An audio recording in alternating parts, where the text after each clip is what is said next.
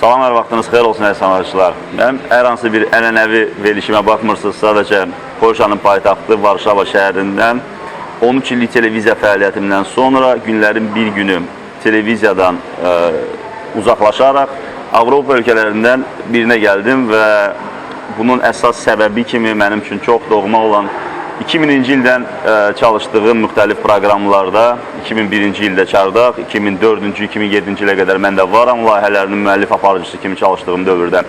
2006-cı ildən Mədəniyyət və Turizm Nazirliyinin rəsmi verilişi olan mədəniyyət xəbərlərini apararaq və son 7 il ərzində də Tələbə Qəbulu Dövlət Komissiyası ilə Space telekanalının birgə layihəsi olan Abituriyent və digər bir çox layihələrinin aparıcısı kimi məni tanıyırsınız.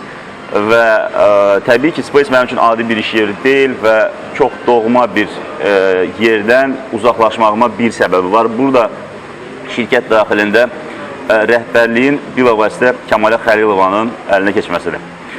Bu insan əslində televiziyadan çox uzaq adam olsa da, şirkətə rəhbər vəzifəsinə təyin olunan Vaqif Mustafayevin çox yaxın adamıdır. Hal-hazırda 5 aydır ki, şirkət rəhbərliyindən konkret olaraq Vaqif Mustafayevdən hamilədir və bu səbəbdən şirkətin bütün təyinatını, layihələrini bu insan həll edir.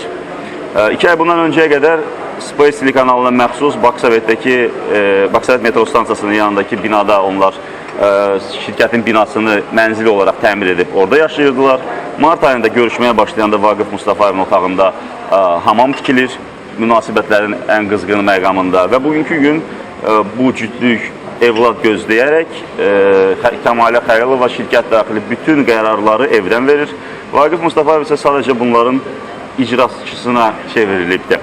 Bütün bunun içində olmamaq, bütün bunları yaşamamaq üçün sadəcə mən uzaqlaşıb və şirkətdə bütün buna qarşı Azərbaycan daxili mübarizə apara bilməyəcəyimi bilərək buradan bu barədə cəmiyyəti, ictimaiyyəti məlumatlandıraraq inanıram ki, aidiyyəti orqanlar, insanlar lazımi qərar qəbul edib və bu, belə deyək, özbaşınalığa son qoyulacaq.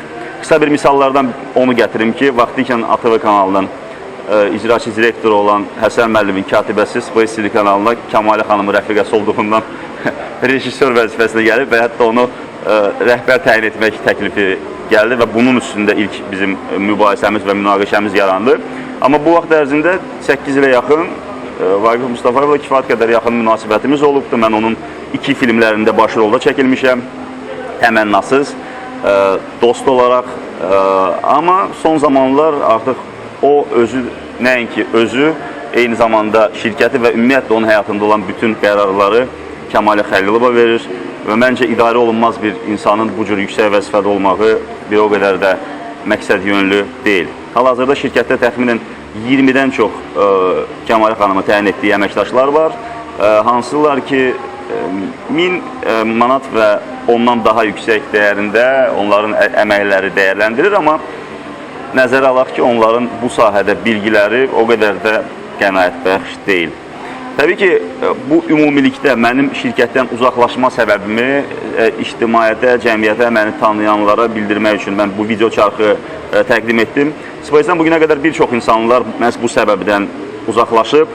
Sadəcə ailələri olduğundan və şirkət daxilində olduğundan Vaqif Mustafayevin cəngüdənləri və baş kəsənləri tərəfindən qorxudularaq bu barədə danışmayaraq sakit oturmağa məcbur olublar. Bu səbəbdən mən Azərbaycandan çıxdım ki, mən bu həqiqəti cəmiyyətə təqdim edə bilim. Təşəkkür edirəm.